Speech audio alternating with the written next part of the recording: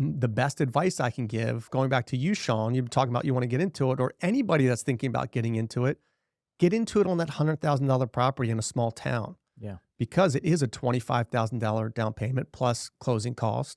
You know, if something happens, you know, you're not hopefully ruining your whole financial portfolio. Yep.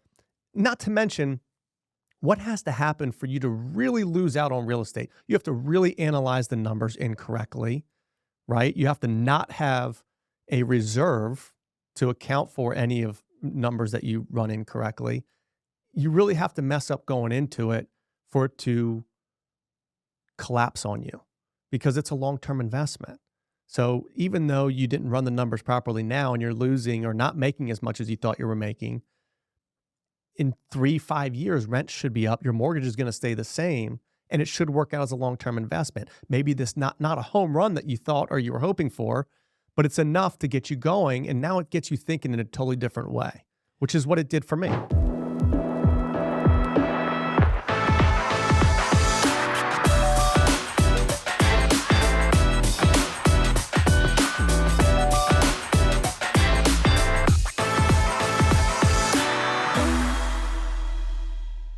How's it going, everyone? Welcome back to another episode of the Shawn and Matt Show. My name is Matt, that is Shawn, and welcome to our show, Shawn. In today's episode, we have a very special guest, an Arlington realtor, a Westover realtor, dare I say it. Shawn's like, who? What Westover realtor are you bringing on the show? I thought I was the Westover realtor. What are you talking about, man? So this guest is an annual top producer in the area and respected among clients and colleagues. He specializes in applying his expertise and market knowledge to residential properties that consistently exceed the personal and investment goals of his clients. He is a lifelong resident of the DMV and a proud alum of George Mason University. Go Patriots. Welcome to the show, Jay Curry. Jason, welcome to the show. Thank you for having me, guys. It's quite the introduction. The leader of the Jay Curry group. It feels weird calling you Jason because I just am like, Jay Curry. Yeah. Hey, should we get Jay Curry on the show? Yeah. Does anyone else call you Jay Curry, or is that just a real estate thing? People who don't know me, anybody who knows me calls me Curry. My entire life, I've gone by Curry. I've been standing in a group of people where somebody said, you know, Jason did this, and the person who's known me for years said, "Who's Jason?" Yeah. It's Curry to everybody. All right. So Well, here we we know. are. We're the real estate We're outsiders. in now. We're like, Yeah. We got to switch it up. We got to lose the J and just go Curry. Just Curry. Cool, Yeah. I like it. So Curry, how did you get started in real estate? What right after George Mason, did you immediately know you wanted to become an agent? How did that happen? No, I went to George Mason because in high school I started a lawn maintenance company. My senior year, started a lawn maintenance company, had to stay local or wanted to stay local. Really only went to college as a backup to not owning my own business. So went through college 2000 or when I was 25, sold that because it just I wasn't in a position to where I was in my life to grow it to where I had envisioned it to go, and I kind of lost the energy for it. Didn't really know what I was going to do next. Did a brief stint in nurse staffing. I partnered with a group and did some nurse staffing. That just didn't pan out to what I wanted it to be. Got into doors, frames, and hardware, if you can believe that. Selling it? Yep. Yeah. I guess Division 8 of commercial construction. And while I was in that, I started looking into buying my own place, which sparked the interest in general about real estate. So left that and came into residential sales. Got it. And so have you always had a team? Did you start out as an individual? How did you get your start, and what did that process look like from getting your real estate license to becoming a top producer? So I started on a friend's team, Virginia sales team in Brambleton, Virginia. And he was, just an intricate part of me getting started. As you know, getting into real estate, you have 1,000,001 questions daily, which he helped me with and got me through. First year was a slow start, sold 5 houses. I was doing rentals along the way that first year to kind of produce some income. Did 25 rentals, and then the second year it kind of just ticked off, sold 30 houses that second year, which sparked my interest in starting my own team. So 2012, I started my own team.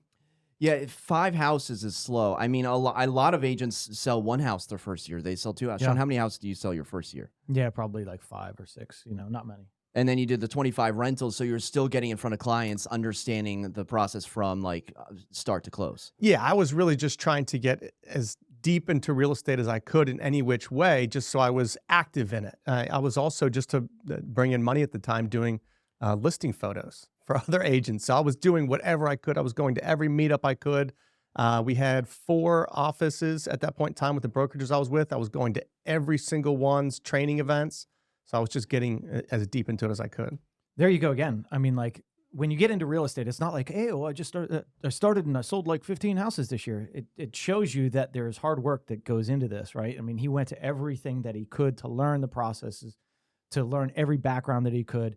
This industry takes some time to get used to learn.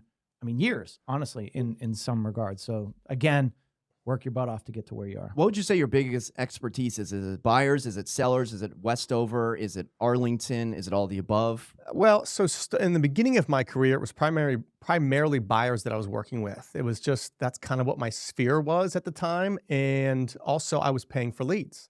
I was using Commissions Inc., which is a pay-per-click lead service, and I'm following up with them, and that happened to be a buyer type service. So the majority of the people that I worked with at the beginning of my career were buyers. So that was very heavily in that way.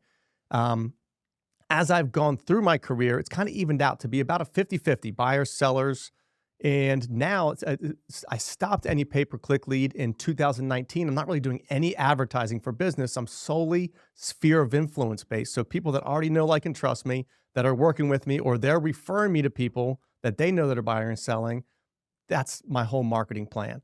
And it's, about 50-50. Now, with that being said, I live in Arlington. I have a very good knowledge of Arlington and the Arlington market. But because I work with my sphere, who lives all over the place, I end up selling and have a pretty good knowledge of Fairfax County, Loudoun County, not as much Prince William County, to be honest with you, in Arlington. Yeah, I've seen some of your sales as they come through social media, whatever, and I've seen some pretty far out there. But did you grow up in Arlington, or where did you grow up? Grew up in Centerville. Grew up in All Centerville, went to George Mason in Fairfax, and then moved to Arlington. Awesome. I lived in D.C. for 5 years and then back to Arlington. You did your time in D.C. Did my time in D.C. I love D.C. Yeah. I am licensed in D.C., but I don't sell a lot there. Where in D.C. were you? So I was in the Navy Yard first, before it was the Before Navy it was Yard. cool. Oh, yeah. Yeah, You're a this trendsetter. was, you had Justin's Cafe and Gordon Biersch, and that was it down there at that point in time. And then I moved to Shaw, up at 9th and M. Okay, so you are really in there before. Let me know which neighborhood you move to next, because that'll be like the next neighborhood that blows up. Yeah. Well, speaking of that's Westover, 22205. That's Okay. that That's it. really has taken off since I've been there in 2017. Westover's taking off. Let me ask you this: in Arlington, what do you think is the most underrated neighborhood in Arlington? Exactly that. The zip code 22205, and then north of Washington Boulevard. There's like a little submarket north of Washington Boulevard. 100%. Okay. Now, the next to go might be south of Washington Boulevard, because I feel like it is underpriced. Yeah. Because it has the same access to Westover that north of Washington Boulevard does, but there is a price difference. Is that because of 66? Why? What's the price difference? Yeah, I mean, it's funny.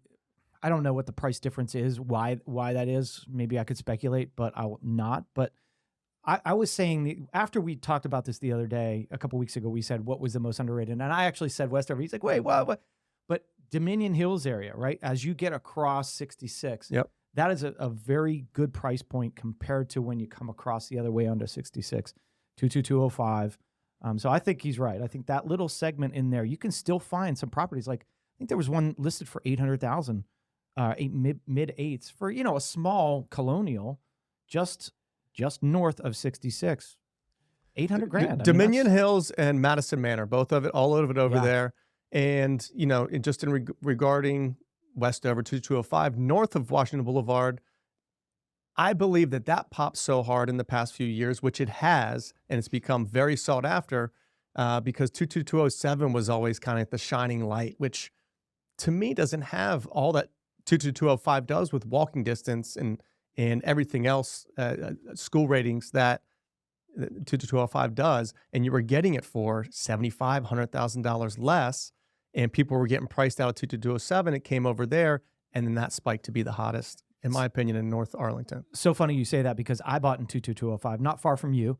And, we were going through the 22207, 22205, and personally, I didn't want 22207. I wanted the walking distance. I wanted the trails. I wanted to be able to walk to Ballston, walk to Westover.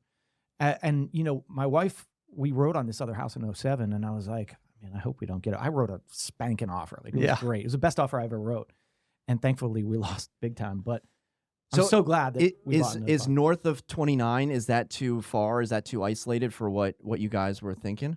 For me, yeah. I wanted between... It's different. It's totally different. Different. So Different to put it in perspective, so I wasn't even looking. We were in Shaw. I wasn't looking. My son was one. One of my friends from high school lives 3 houses down from me. His wife texted me. She said, sign just went in the yard. Like, okay, I'll come look at it, because I had been to their house and on their street and known a bunch of the neighbors for years. They had been there for years, and I knew the area. Again, I wasn't looking to move, but like any buyer, I let my emotions get into me. I got there, I saw the yard and the cul-de-sac, and I'm like, all right, let's do this. Next thing you know, I'm in a bidding war, which I submitted an escalation offer, which I hate escalation offers. I think it's the worst thing you can do if you really want to win a house.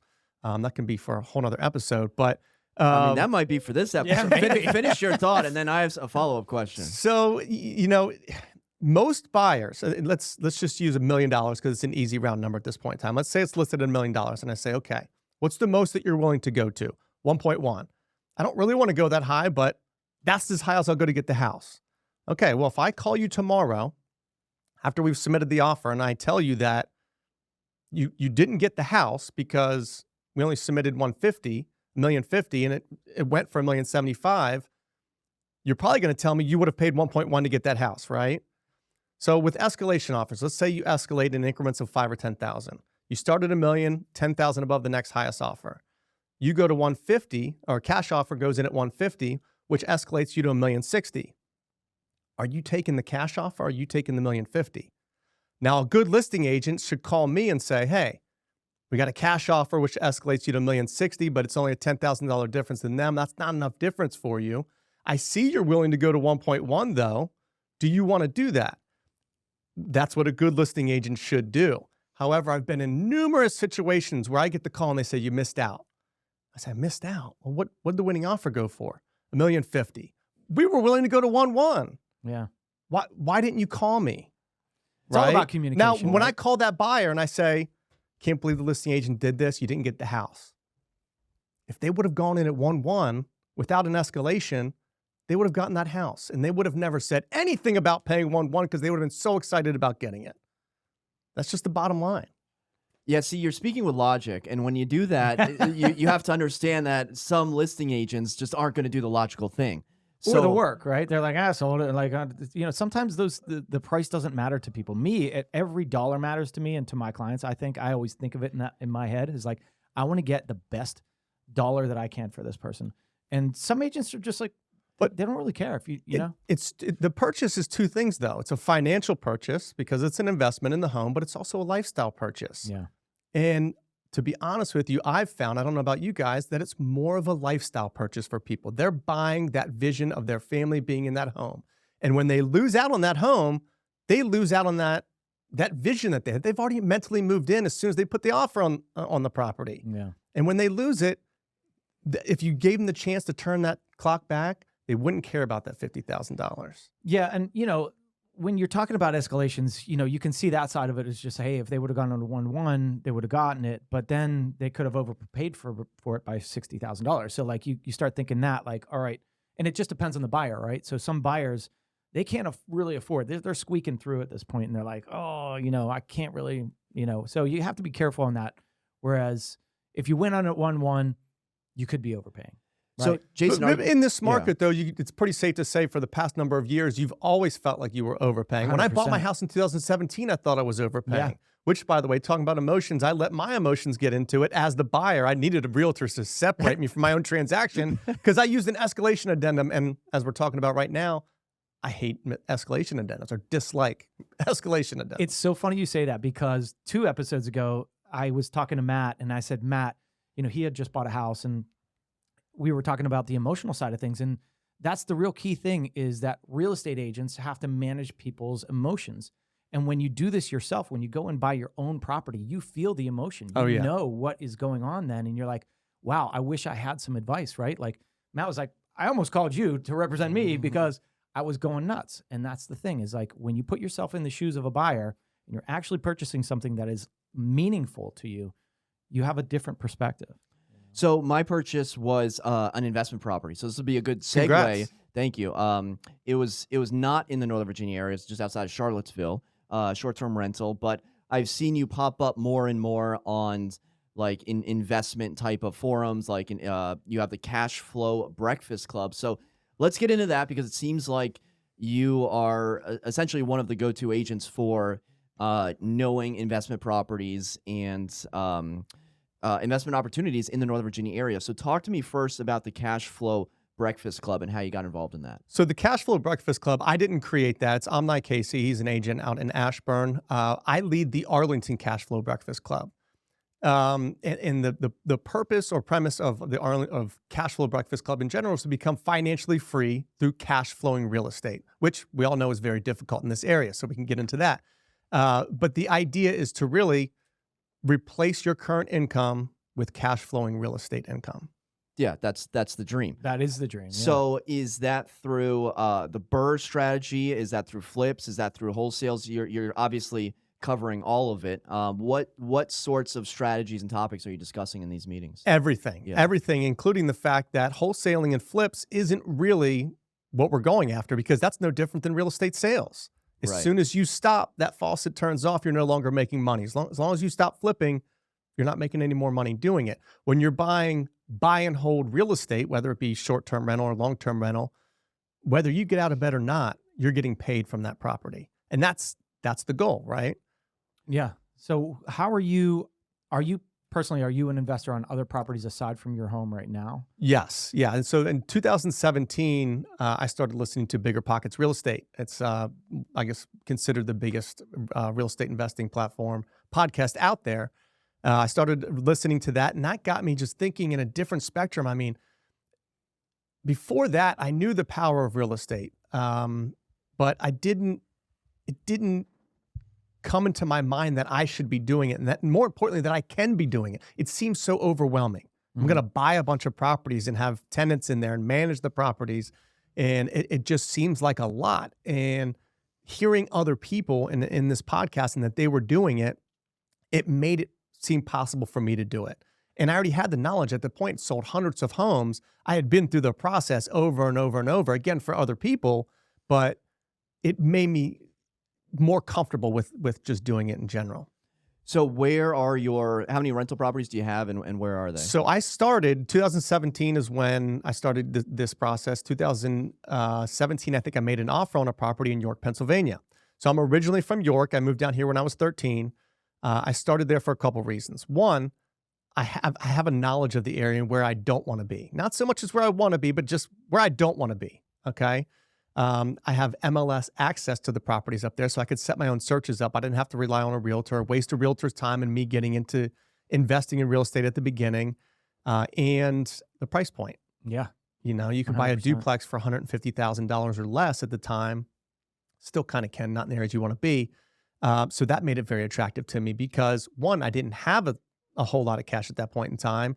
And two, it was scary to invest thinking, oh, I could potentially lose this money. Now, losing money on the cash that I put into a $150,000 investment is a lot more attractive than what you'd put in on $1 million investment, right? It's less overwhelming. Less stress. Less stressful, else. yeah. Yeah, and I'm from Pittsburgh, as Matt knows and everybody knows because I talk about it all the time. But Every single show. Sean's like, by the way, I'm from Pittsburgh. my roots, man. Pennsylvania people, it's a different breed of breed, people. yeah. People don't understand it. It is a different breed. Yep. So I always go back to thinking of investment properties. And, in Northern Virginia, it's very hard to cash flow. And we'll talk about that in a second. But I always go back and think, all right, Pittsburgh. Now, my parents still live there. My brothers still live there. And you can buy properties for $200,000, Yeah. a single family home for $200,000. That's what interests me. One, because of the low cost entry, right? 10% down's $20,000, 20% down $40,000, not too much money. And you can still actually cash flow at that, right? I mean, you're getting pretty decent rents, not great, but they're going up. But as you get into Northern Virginia, you're seeing like, where in the heck can you buy a cash flowing property in this area? It's very difficult. Let's get into that first, but can we just drill down on what's happening Sure. right now? Jason is doing the exact thing that you want to be doing. Yeah. So York, gonna motivate me. Pennsylvania, December Pittsburgh, 20th, the next Pennsylvania. Cash Flow Breakfast Club. Come on over. Okay. Yeah. Cool. Lyon Park Community Center. Like Shawn, I need the to. blueprints of you know the areas, Yep. you know where to be, where not to be. You have the local connections, the price points, the rents, and Pittsburgh. I mean, you see what's happening in Pittsburgh recently. It's only going up. Yeah, well, right now, and the thing is, if you watch these markets, you know, and I said this before, the big markets that are used to seeing these price increases are going to be okay, but the smaller markets that weren't necessarily used to these rising costs so quickly, they're going to be hurt. And right now, if you look at the Pittsburgh market, that's starting to drop a little more than our local market. So it's a buying opportunity, and it's going to be a buying opportunity. So There's a number of different ways it could be a buying opportunity. So 4 units and under, they're obviously residential loans, so they could be a 30-year fix. Those people got in on a low rate. They're probably okay, right? Or could be okay at least, until they might get into some rental woes if they have to replace the roof. They weren't planning on that. The HVAC, different things that they just might not have money for. They might have tenants that aren't paying and need eviction, and they might not be running that properly. So you can still pick up some of those properties from them. But where I think a good opportunity is in the 5+ units, where the terms of those loans are generally shorter, under 5 years, where they ran their numbers at 4%. Okay. And when they need to refinance in 3 years from now, 2 years from now, they might be in trouble when those numbers don't work at a 9% rate. Right.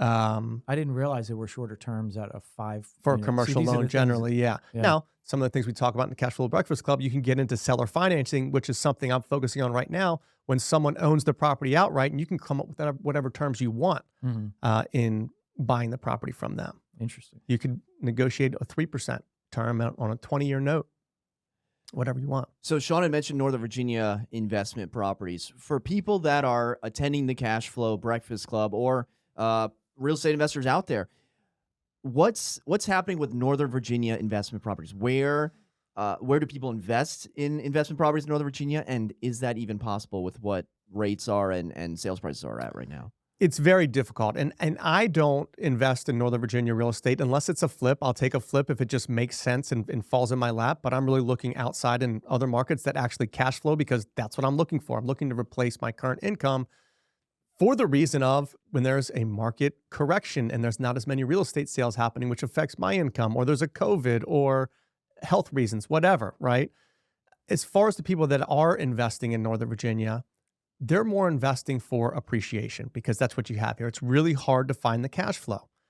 You also have people house hacking. House hacking is where you live in one of the rooms in the house and rent the rest out to try and cover your entire mortgage, which reduces your living expense, so that you can take that money you'd be spending, that $3,000 a month you'd be spending on your own living expense, saving it, and putting that towards more rental properties. I would say house hacking is probably the easiest to do, right? That lowest barrier of entry. You have an empty room, you can rent that out. Shawn's got a couple empty rooms, maybe he can rent out a couple. But you also have syndication on here. Do you see, are there any large syndications in the area, or is that more of like a nationwide thing? There's syndications all over the place. I'm involved in a couple. That could, and a syndication could be large, or as far as buying multi 100-unit buildings, and a large syndication raising hundreds of millions of dollars, and it could be something smaller, which I've seen in this area on a 6-unit property in Alexandria.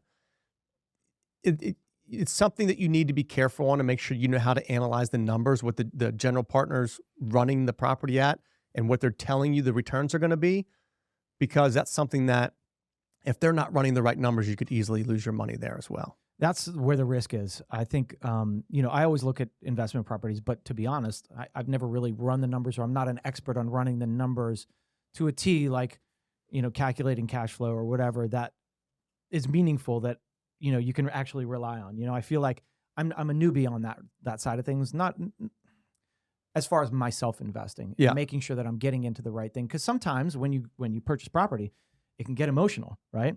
And that's, I think, on the investment side, you can't get too emotional about this, because you're looking at the numbers. You want to make sure that these numbers are actually working before you're pulling the trigger. So it does get emotional. Let me just it state does. that from the beginning. It's something we actually talked about last month at Cash Flow Breakfast Club.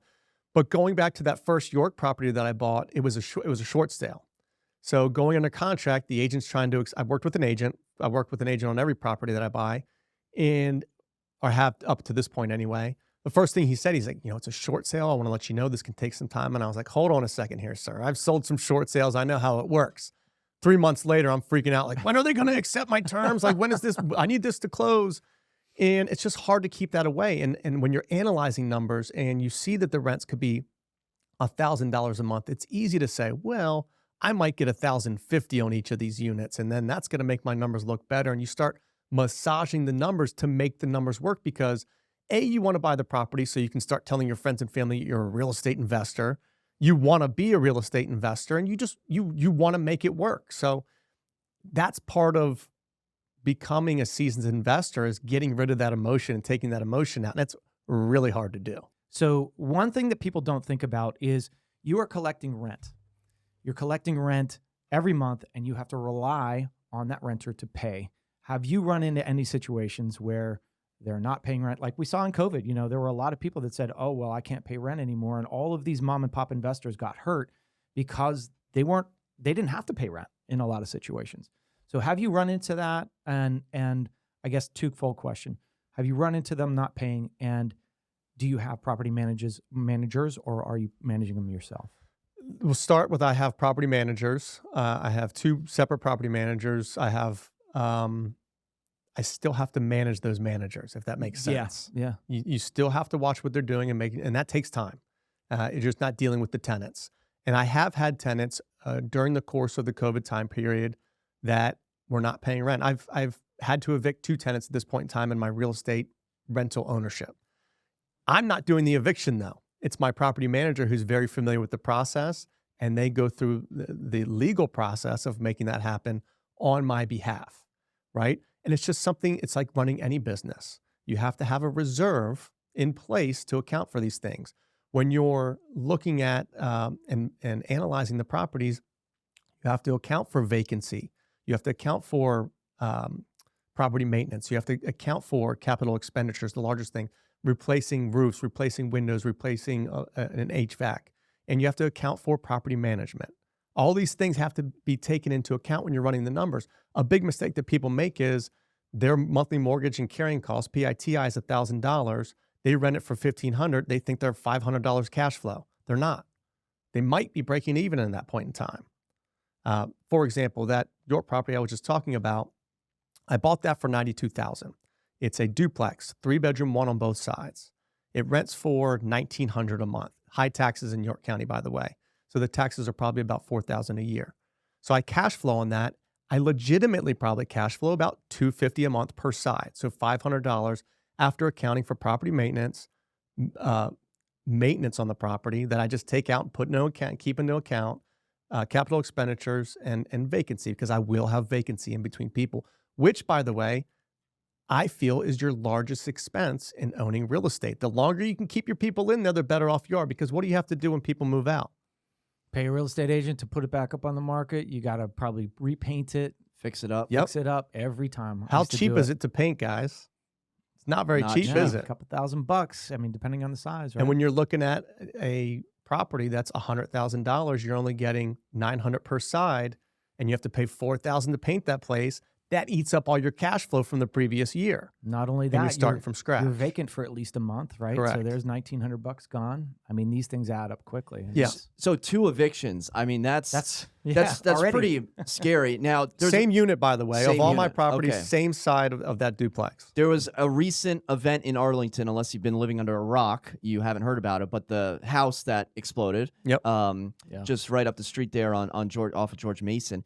Now, that house was up for sale a couple of years ago, and in the listing description, it said no access to the property. There is a combative tenant, like there is a combative person, like do not access the property. The tenant may harm, and in fact, the tenant attacked someone with a knife a couple years ago, like a real estate agent and a buyer. Have you had any sort of horror? What's your worst craziest tenant story? Well, let me take a step back to that real quick. I can't believe they didn't evict that guy just straight out of liability on their own behalf. I'm sure they tried. Yeah, I was Right? hearing rumors that it was a husband and wife, and he was the husband, and he was still living. That's there. correct. Is that correct? That's correct. Okay, so Yeah. he was still owner It- of it, or it was he was- just a holdover? It was an ex-husband, Okay, and the wife had power of attorney to sell it and do whatever.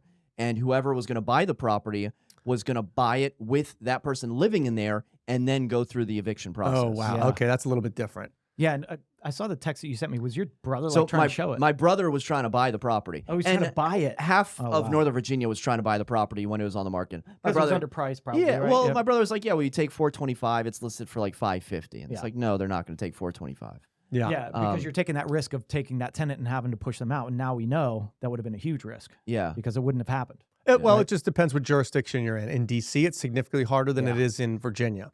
Right now, going back to the problems I've had with tenants, I haven't had a whole lot of problems with tenants. Again, I don't handle those evictions when they happen. I have something going on, and I have a property, a 4-unit in Maine, in Lewiston, Maine, right down the street from where those shootings were recently. Wow. Where Now, are you an investor in that property, or do you own? I it own that outright? property. Oh, that's The awesome. funny thing about that, I bought that. I closed on it the last day of 2019, and I had planned on going up there. Any properties that I've ever bought, I haven't seen before I've gone under contract. This one, I went under contract and closed, and I still haven't seen it. Had never even been to Maine. I had planned on going up in the spring of 2020, but Something happened. something happened. COVID. So backtrack, Lewiston, Maine. How are we finding this property? So I had closed on the duplex in York, and I was still looking in York, but I wasn't finding the inventory that I needed. I originally started off with a goal of 5 properties per year, and I wasn't finding the amount of inventory I needed to hit that goal. So I started chomping at the bit and getting on Facebook groups and reaching out to other people. And I came across a realtor through a Facebook group that talked about Maine being good with cash flow, good rental market, and that they had something. And pretty shortly after communicating with them, this 4-unit came on, and I bought it. That's awesome. So I bought that, and then COVID happened, so I couldn't get up there, and I didn't get up there had never been to Maine until April of 2022, That's hilarious. which is, Portland's great, and Buying property Maine in sight general is unseen, great. never been to the state. yeah. That's So pretty awesome. now And what's it's happening? just on the numbers you're going, right? Strictly on the numbers. Yeah. It's a numbers game. Yeah. That's all it is. And FaceTime. I see the Sure. properties through FaceTime, but here we are in 2022. I'm up there, and I get to the property to meet my property manager, which is a whole different story I could get into. But and I see that the neighbor next door has like a temporary fence put up. So on the left side is a driveway that goes to the back of the building, which there's 4 garages underneath the building and a parking lot back there. And then it continues to swing around the right side. And on that right side, it's technically owned by him, but I have a right of way through the deed. So I have my real estate vocabulary. An easement. Thank you very much, Shawn. I have an easement for my tenants to use his driveway, but he was having issues with the plow guy and my tenants getting stuck there and this, that, whatever. So he put a temporary fence. And I walk up and knock. My property manager should have handled all this, which he didn't. And I was like, I'm going to go knock on his door. And he's saying, "Are you sure?" I'm like, "Yes, I'm sure. I'm going to go knock on this guy's door. I have to take care of this because you didn't." So I go and knock on his door. We just have a conversation, and he's, and I just kind of let it go from there. And I called him later. And I was like, "I just want to let you know, I looked at the deed and I do have the easement to do that." And he said, "Well, I hired an attorney and I paid $2,000 for the attorney already, and you can't do that." And I said, "All right, well, I'm not going to get involved in this. I don't get involved in this. I'm going to hire an attorney as well, and you can talk to them because this isn't a place for me to get involved." And he's like, "You can hire whoever you want." I said, "Okay, I will. I don't mean to start a battle with you. I'm just saying this is what the deed says." He called me a day or two later. He's like, "I'm sorry, it's no big deal. I'll get that fence out of here. I didn't hire the attorney." I said, "Great, I appreciate that. And, I'm willing to work with you on anything that happens here because I don't want you to have a bad experience because of my property. And I legitimately don't." Yeah. Right. Right. And so now he has my number, which is just great because he calls me and texts me. But he has an issue with one of my tenants who is supposedly taking dog poop and putting it on his tenant's car because he lives in one side of his duplex. On the car. On the car handle. On the my car handle. God. On the Are car you handle because serious? he's saying my tenant is saying that his tenant's dogs are pooping on my property. It's a whole thing. And so, Wow. to Like be fair, days he of just our puts it on lives. the door handle of the car. Yes. Just to be fair. Yes. So now I'm in a position Okay. where I think I'm going to have to put cameras up on the property. Got to put up cameras. Which means I have to get internet to the property, or Your for own me, internet. my For own you. internet You- to the yeah. property. So Expense- it's fun. This is so funny Yeah. because I love hearing these stories because these are the things that you don't think about when you're buying a property. You're not thinking about all of the things that you're doing. Matt just went down to his property and put money into it, thinking, did you think you were going to spend that money whenever you first bought it? Probably not, like bought sight unseen and just did the crawl space for 15 grand. Encapsulated the crawl space. So it's things like that people don't realize, and they buy it, they have it for a year or two, and they're like, I don't want to do this anymore. I'm out. Yeah. Or they're getting calls from the next door neighbor who's putting poop on the door, and they're like, Yeah. I'm out. Well, I know? think you got lucky with the neighbor. I thought the neighbor was going to answer the door with a shotgun Yeah. loaded or something. Very easily could happen, which is why I have property managers. I don't want to get involved in it. Exactly. And I have a Yep. new property manager from that guy. So you mentioned Portland, Maine. Just by the way, got engaged.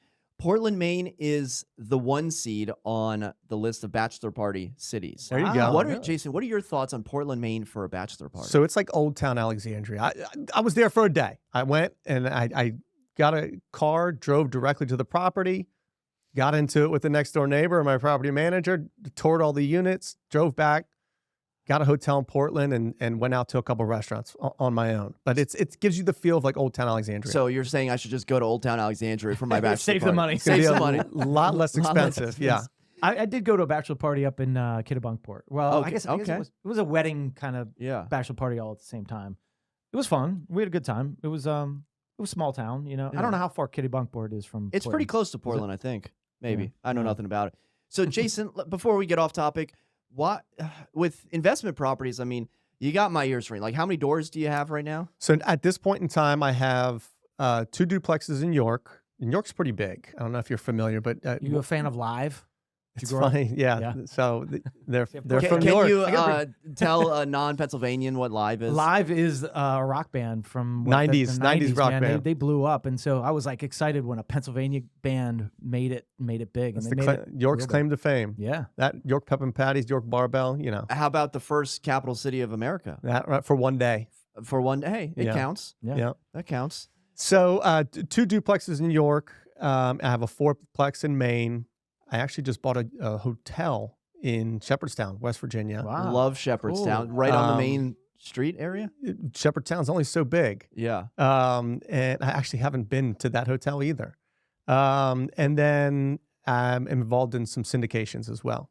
That's And awesome. what is your goal for 2024 with investment properties? So my buy box, what I'm looking for has changed recently. I'm now looking for 8+ size units. So 8 up to 100, let's say, up to 2 million.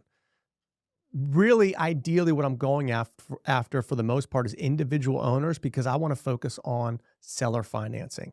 Where I talked about before, I can negotiate lower down payment terms. I can negotiate better interest rates. Everything, it's really hard to make the numbers work to make something really cash flow the way that you want it to get your cash on cash return and all the numbers you want to hit with today's interest rates. I run the numbers on a lot of these properties, and at 8 or 9%, they just don't work. At 5%, 4 and 5%, they would have looked great.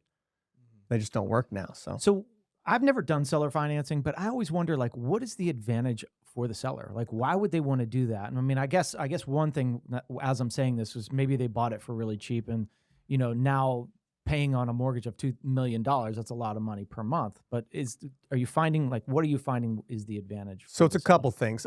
It could be a tax advantage for them, because instead of paying taxes on that lump sum that they're getting, unless they put that in a 1031 exchange into another property, I see. they have to pay taxes on it. So that's one lump sum of taxes that could change their tax bracket. It could do a number of different things. Where if they're just getting a mortgage payment per year, they're just paying what they're receiving on that that year of mortgage payments. Now, don't take my word for that. Talk to a CPA. Yeah, exactly.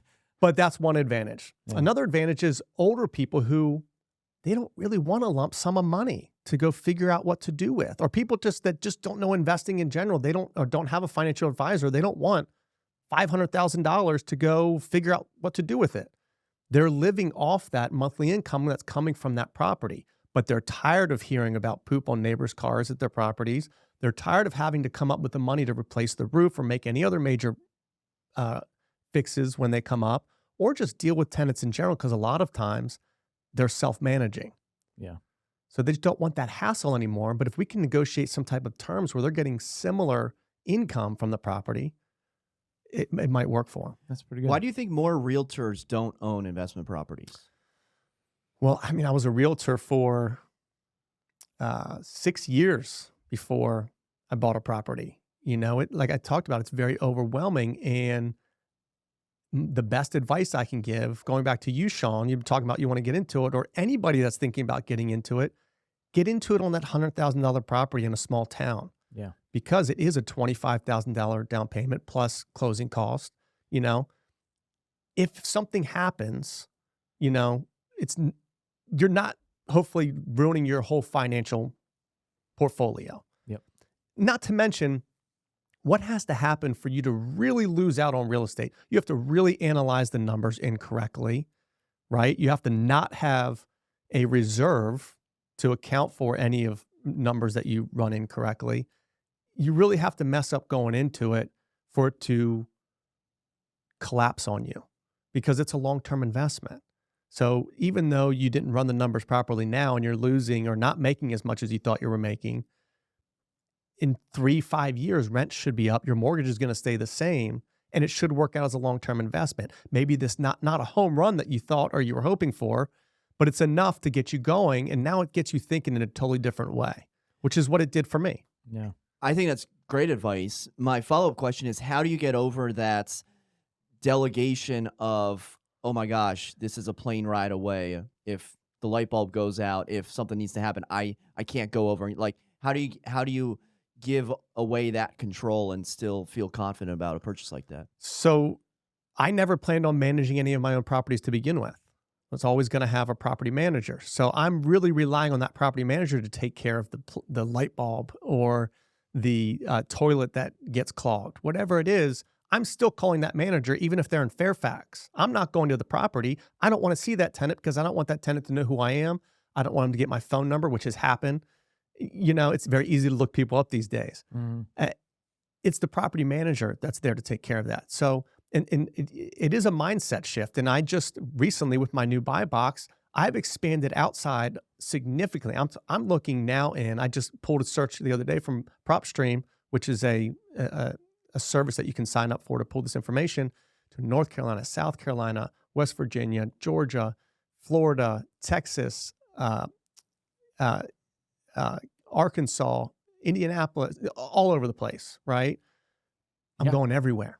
Are there any places that you don't go other than like high prices like Northern Virginia, but you don't go where like, oh my gosh, I don't want to invest in this state or this type of city? So I want to invest in landlord-friendly states. I don't want to be, I hate to call it out because it's right next door in Washington, D.C. I don't want to own a rental property in Washington, D.C. Well, I tell people that the best rental property neighborhood in D.C. is Prince George's County. Yeah. Right? Like, you don't want to be. right. My brother has some rental properties in D.C. The stories he tells me and the videos he shows me from his security camera are wild. But see, Maryland's not considered a landlord-friendly state either. Right. So I don't look in Maryland. Right. And when you purchase a property, how are you finding that property manager? Is it somebody that was referred to or was already property managing it, or how does that work? So the first property manager was referred by in Pennsylvania, was referred by my realtor, which worked out great. They manage over 3,000 properties. They're a well-oiled machine, which I highly suggest. Second property that I brought was in Maine. And I can't remember how I even found that guy, but he was a mom and pop guy who owned his own rental properties up there and managed himself. He was fine, but not great. It wasn't run like a business. And then he ended up dropping me actually because he stopped managing other people's properties. Probably partly because I'm a terrible landlord and I'm asking him 1,000 questions and I'm on him about everything that he does and the accounting that he's providing to me. I want to see what's going on, right? Mm-hmm. And then I had to get on that journey of finding a new property manager, which I went to another mom and pop guy, absolute disaster. We'll never do it again. Now I'm with another property manager who there's things I like about them. There's things I don't. And they manage, again, thousands of properties or hundreds with them. I don't know if they're as big as the other one. Now, for people that don't know about property management, what is the fee typically a percentage of rent? Is that what they're charging you, or is there a flat fee, or how does that go, and what are the typical charges? It's generally a percentage of rent, and let's call it 10%. Unless you own a lot of properties, then they can start working it down. Or if it's a large property, a large 50-unit complex, it's not going to be 10%. It's generally going to be lower. Now, even if you are going to self-manage, if you buy a place in Arlington and you're going to self-manage it, I'm going to highly suggest that you put in 10% property management fees when you're running your numbers, because at some point in time, you might not want that job of managing a property, or you might start managing it and realize that you don't like it, or you might not be good at it, right? And you want to give yourself the ability to still cash flow after hiring a property manager. So they're all long-term, no short-term? Yeah, it's just different business model. It's not that I don't like the idea of short-term. It's just not something I'm interested in. I don't want a whole lot of work. I don't want a job. My idea is to get away from the job. So it's becoming increasingly difficult to find good short-term rental deals. And if I were to add up the amount of hours that I spend managing my Airbnb, I don't think I'd be happy with the number of hours I'm working in the business. You know, I am working on setting up the systems in place to kind of step away from that, but it's been an experience both with the crawl space, the managing, and long term you have one renter. Short term, I have 11 renters in 1 month. So it's certainly opened up my eyes to different investment opportunities. Well, think if you bought an Airbnb in Arlington. Can't do it now. Can't do it. So if the numbers didn't work for you in a long-term rental, you got to sell it. What if it's not a good time to sell?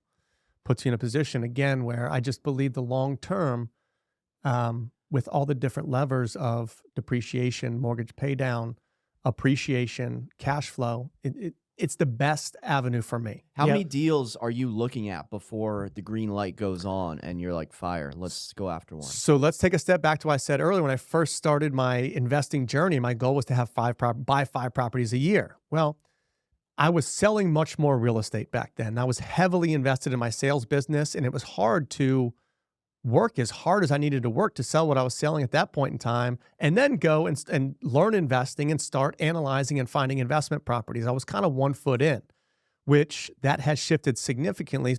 2019, the J. Curry Group, which we talked about earlier, really became just J. Curry. I don't have a team anymore. I have no interest in building a team. The goal of building a team was to have a business and have an exit strategy and leverage, which it just worked out that I wasn't a good manager and I wasn't good at that, which is why I made the shift to let's take that money I was using to build the J. Curry Group sales business and let's build a real estate investing business, which I have more of a passion for than managing other agents and seems to be a better route for me in particular.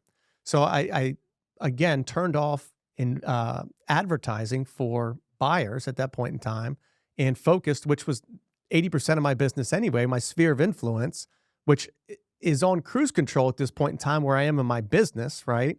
It just kind of goes. I do videos and calls to my people and stay in touch with everybody and let that ride out where I can spend more of my time now instead of dipping my toe in the water in the real estate investing side. I'm starting to go 2 feet in on it. So you don't have your headset on come January 1st at 8 in.the morning calling expireds? I don't. I don't. But for 8 years, I dialed for 6 hours a day. Oh, Looking back, would you have done that again? Do you think that was the stepping stone, or what would you have done differently, if anything? If I could go back, it's hard because I really enjoyed selling real estate, and I still enjoy selling real estate.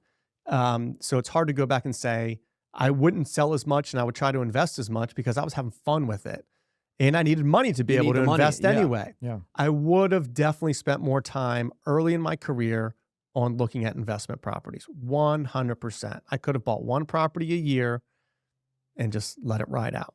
Yeah. Shawn, how many properties are you going to buy after listening to Jason? 18 next year. That's one building in Pittsburgh. So let me give a perfect example of people in Cash Flow Breakfast Club, Arlington. They just started this in February, had no real estate background, anything beforehand. They have 7 doors now, right? And they had 7 doors even a month or 2 ago. And they just made an offer on a 20 unit in Southern Virginia. Wow. They haven't heard back on it yet, but that's where they are, all within their first year of real estate. I assume you have like a gentleman's agreement or ladies' agreement where if someone's analyzing a property, that's kind of hands off to the rest of the club. I don't think they would give specific address information on that. They told me where it was. I'm not going to go, buy it, but you tell people you trust, I think. Of course. Yeah. That's cool. I had investment property. I had a rental that I owned for a while that was my personal property first, and then I moved out of it, did my journey, kept that property for a long time. But, you know, it's funny, I bought that in 2005 when the market was high, and then it dropped, and the interest rates, thankfully I did an 80-10-10 back then, and I had an adjustable rate mortgage, and the rates actually worked in my favor where they dropped. So it made it a little more affordable. But to be honest, I could never cash flow. I was getting close to even, like I was losing maybe $200-300. But then as the interest rates started rising again, it was beating me up. And I'm like, you know what? I can't do this anymore. So I unloaded it. Well, you're what we call an accidental investor. Yeah. And you guys have seen that with countless clients, I'm sure, where people own a property and they say, hey, should I sell this or should I keep renting it? And it's strictly a numbers game. Are you cash flowing on it? Or are you at least breaking even and not losing money to the point where you're betting on the appreciation of this area, right? Or do you have $200,000 in equity that you could take, and if you want to continue investing in real estate, invest in a different market that might cash flow if that's what you're looking for, or put it in the market, the stock market or whatever. It's strictly a numbers game and managing the asset. Yeah.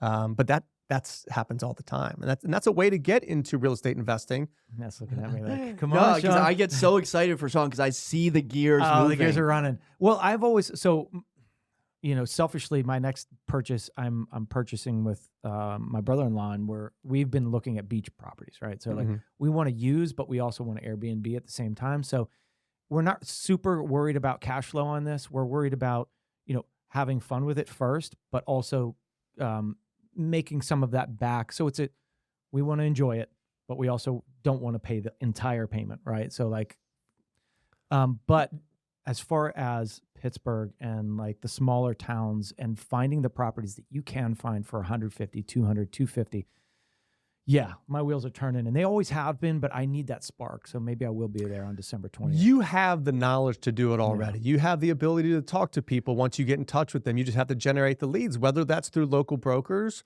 or pulling your own list and doing your own mailers. Well, and not only that, but I want to see the sheet that says, all right, these are our numbers. This is what actually goes into a property per month. This is what your expenses are actually going to be, right? You want to talk through that real quick? If we got time, sure. Yeah, let's do it. Yeah. So let's consider again a $100,000 property for the sake of easy numbers. So again, the 1% rule, if you're familiar with that, is if it's a $100,000 property, it needs to rent for at least $1,000 a month for you just to even look at it and for it to make sense, right? That's a good distincting factor to say, okay, I'm going to analyze this and see what it looks like. From there, you start breaking down what will it actually rent for. You have to account for, again, your property maintenance on the property because you're going to have leaky toilets. You're going to have to replace refrigerators. And this is dependent on the age of the property, the condition, but let's just throw 7% out there. So you're taking $70 a month right off the bat, and you're putting that into an account off to the side. And then we covered this a little bit earlier. Then vacancy, same thing. It depends on how the market runs, but you figure out and you can talk to your local broker and say, what's the vacancy rate in here? But again, figure 7%, put that off to the side, another $70. Capital expenditures, depends on the condition of the property. What's the age of the roof? What's the age of the HVAC, the windows? Let's just assume 7%. And then the 10% for property manager. So you're taking 31% off the top. So $310 off the top before you're even looking at anything that's off over here. Then you look at what your PITI is going to be. Anything above that and what's left over is your actual cash flow. Now, I want a cash flow when I'm looking at this. It depends on what the property is and where it is, but let's say I want $250 a month per unit. That's what I can base my numbers on. If I say, in order to replace my current income, I need X amount of properties that are at $250 a month. It's very easily for me to reverse engineer into what I need to go after, which is why I've changed my buy box of I've gotten over my trainer phase of the duplexes and the fourplex. I'm ready to go bigger because I recognize that buying and managing those is no different than a duplex. In fact, the numbers start to work better. And in order for me to get to my X amount of doors I need to replace my income to become financially free, I need to buy bigger units. Does that make sense? Yeah. So Yeah. it's the numbers are pretty easy to work into. So the investors out there that are thinking, okay, I'm now interested in, vaguely looking at properties online. Let's just poke around. Let's just say Pittsburgh. Would they just circle Pittsburgh on Zillow? Would they sign up for PropStream? Would they mail absentee owners? what's kind of that next step of how to find the property? Any and all of the above. Any and all of the above. If if you're up there visiting, you can drive for dollars. If you've heard that, drive for properties and look for the rundown properties that look they're not being taken care of. Well, those are probably owners, out-of-town owners that don't know what's going on with it or don't care about it or don't have the money to take care of it anymore, right? So that's one person you can reach out to. PropStream, you can look up all this information and find out-of-state owners or owners that don't live in the property. You can sort it by owners that have a certain amount of equity, how many years they've owned it. You pull those lists and you can set them on a mailing list. You can skip trace them and get their phone numbers. Obviously, don't call the ones on the do not call list, but you can call them and say, hey, I see your property at 123 Main Street. I was just wondering if you'd consider selling that. No, I like the income from it every month. Okay. I see that you own it outright and you like money coming every month. Have you heard of seller financing? It's just conversations that that you guys are used to having in real estate all the time anyway. And even if for those people that are watching that or listening that aren't used to having those real estate conversations, it's real estate. Everybody likes talking about real estate. It's something that everybody feels like they can talk about. And it's fairly easy to learn through some books and podcasts and just meetups like the Arlington Cash Flow Breakfast Club. Cool. Love it. Yeah. Well, on that note, let's go to our final topic, Jason. This is in or out. By the way, this has been fascinating. Yeah, no, I'm learning a lot, honestly. This is probably one of the really the cool. one podcast that we've done where I've learned a lot because it's something that I want to get into, but I've never, as you say, when you're a real estate agent, what are you doing? You're out there hustling with clients all the time. So you don't have time to slow down to do the investment side of things that you really want to get into because you're focusing on your clients all the time. And so, now we get into the slower months, your mind starts turning. Your mind is a little more clear because you don't have 9 gazillion properties going on at the same time. And you start thinking about this. You're like, all right, I really do have to get into this. I've been doing this long enough to not have investment properties. And I'm not saying in Northern Virginia, I'm saying wherever they can cash flow. And it doesn't really matter, right? As long as they're cash flowing and it makes sense, then it should be a possible for you, So, Jason, we have in or out, and this is a topic where we look at a property and give you the specs, and you tell us whether you are in or out on said property. So, we are going to go to High Point, North Carolina for $340,000. I present to you a 3-bed, 2-bath. Now, what I'm going to do is set the stage before you quickly say yes or no, and then you can let me know whether you are in or out. So, $340,000, 3-bedroom, 2-bathroom, about 2,200 square feet, it looks like. Now, this looks like your just normal run-of-the-mill house, nice galley kitchen, renovated, updated. Have you seen this house before, Jason? Are you recognizing what we're about to get to? I have not seen this property before. Can I guess? I haven't seen it either. I think, do you want to guess? Do you want to throw out a guess? High Point, North Carolina is, I was looking at lakefront properties, so that's what I'm hoping. There's no lake, Damn. but water is kind of Okay, all right. related.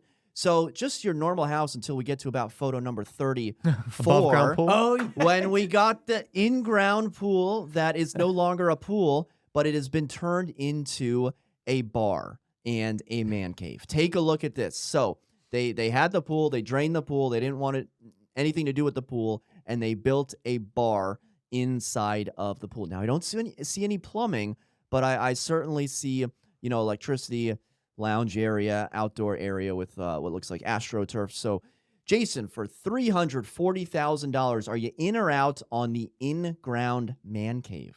Is this for a primary residence or investment property? Oh, well, I mean, we've done a whole investment property on this Yeah. episode. It's up to you. I can answer for both of them. I'm out for both of them. Okay. Easy. Talk to me. Why So, is that? I always advise clients never buy the quirky property. When you get to a house and as soon as the client or you say, this is kind of, it's cool, it's a little quirky, get out. Don't buy it because that'll sell in this crazy seller's market where people are taking whatever they can get. But when it's a buyer's market of any sort, the quirkiness, people don't want the quirkiness. They don't want that weird room. They're like, what are we going to do with this? They don't want that unused space. They don't want it. So you're not seeing this as a future Jay Curry home office where you're analyzing deals and having a drink? I'm not seeing it for Now, that. Jay, No. what if You're you not could? seeing- What if you could rent this back area out for? Oh, now we're talking an ADU. Okay, An right. ADU. So house hack. Now we're talking, okay? You gotta figure out some plumbing. That may eat into the line Well, item. hey, there's a pull drain somewhere, right? So we can. So maybe that's figure my this out. question. How is the water draining? Because this thing is just going to get, hammered during a storm. Is the water just it'll going to fill pull up, there? right? How does that work out? Yeah. So Shawn, you're up next. Well, you also have the power lines right behind it there. I don't know if you saw that, Yeah. but I'm out on that also. That's an astute observation. Man, you are right under that. Yep. It's almost like that golf course in, what is that, Annandale, where half of your tee shots, you're Dang. Yeah, I've hit 'em. hit a lot. South Riding. I've peppered a lot of townhouses out there. in You've South peppered some Riding.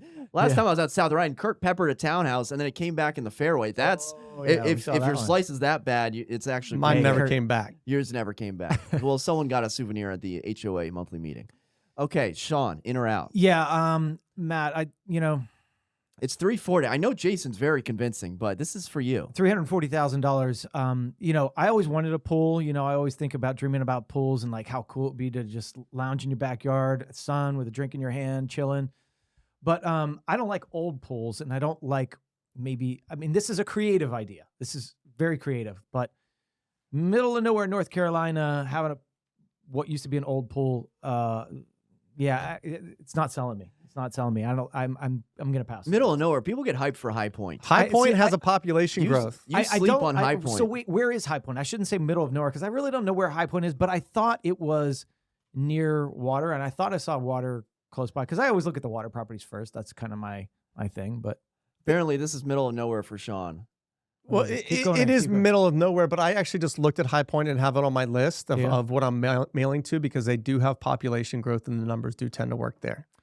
Yeah. All right. So I don't really know where that is, but does it cash flow, Matt? Can we look at Zillow rental value and see what that's doing, and then do the J. Curry math of, take about 31% off of that. Let's see. We'll start with 1%. Is it renting for at least 3,400? Correct. I doubt it. Highly doubtful. Highly doubt it. Yeah. So So- the thing about single family rentals as well, the reason I get into multifamily is if somebody's out of that single family, you're not getting any rent coming in. You're paying that mortgage. If somebody's out of one side of the duplex, you still have the rent from the other one. You're generally That's a at good least point. covering. That's a really good point. Yeah. Something you don't think about. So Matt, I'm far out on this one. I'm not going to purchase. Well, gentlemen, I must say I was leaning. What is I was that? going to say Matt always keeps a secret up his sleeve, and then he's like, Yeah. "No, I'm buying it." The thing I didn't tell you is that it's actually on a million acres. No, Jay, you're very convincing. I wanted to be in on this, but I think I see the power substation, the lines in the background. I think that's one quirkiness too many. Yeah. I can get down with a little bit of quirkiness, and I tried to get myself in on the man cave, but I see some like electrical conduits. It's a little too janky for me. It's got like a metal roof. It's just too weird. It's a limited buyer pool. Who wants this? Well, I Pun will intended. say it is contingent. So Somebody bought it. Well, someone bought it's it. the market well, rent. what could be the thing is a short-term rental. Maybe with that stupid pool, you could pull some people off on that short-term Airbnb. But the thing you've got to always think about is Airbnb going away? Are they going to keep it up like we've seen in different parts of New York City? No more Airbnbs, right? It's going away in every major city. Yeah. It's going to be, if not going away, it's going to be limited severely. Yeah, so you have to be careful on the Airbnb. So I'm just barely out. I'm barely out. just barely well, out. one thing I'll say about the electrical lines is there are some of these high power lines you can hear a buzz. I don't right? like the buzz. Have you ever been to properties like I was Hate the in buzz. Vienna where I was like, wow, you can actually hear that buzz. There's no way. I'm out right on the power lines, whether buzz or no buzz. I'm out Don't on wanna it look right at from the it. visual? Don't get-go. wanna look the at it. visual. Yeah, you cut out a portion of the buyer pool. They just don't want that. You're right. I saw a house in Falls Church, this must have been last year, where they did a very good job on the exterior photos. But there's one kitchen photo. It's HDR, so you can see right through the kitchen window. And you see a little power line, and then you do Google Street View, and it's right there. No, See, you know what's funny? That's why I don't do 3D walkthroughs, is because it gives people the chance to see those quirky little rooms that if they got to the house and just eliminate it and never go to it, but if they went to the house and they felt the neighborhood and they just felt the vibe of it in the house, they might say, you know what? That room's not for me. That I don't know what we're going to do with it, but I love everything else so much, and I love the feel of the house. I want to make an offer on it. That's a good point that I've never heard against the 3D tour. I understand. There's pros and cons to it, yeah, right? pros and cons, sure. Well, as we're finishing up, Jason, why don't you give one more plug to the Cash Flow Breakfast Club and maybe where some people can find you if they're interested in the content that you put out. Arlington Cash Flow Breakfast Club takes place at Lion Park Community Center once a month from 5:45 to 8:45. It is 100% free. We have new investors, seasoned investors, people that are coming, bringing deals. networking and learning all together in one. You can find that through my J. Curry Group Facebook page or on Jason Curry. I'm on sure if you Facebook. searched Arlington Cash Flow Breakfast Club, It'll that come up. It would pop up. Yeah. Awesome. cool. Well, for Shawn, Jason, and myself, thank you so much for watching. Until next time, we'll see you then. Take care.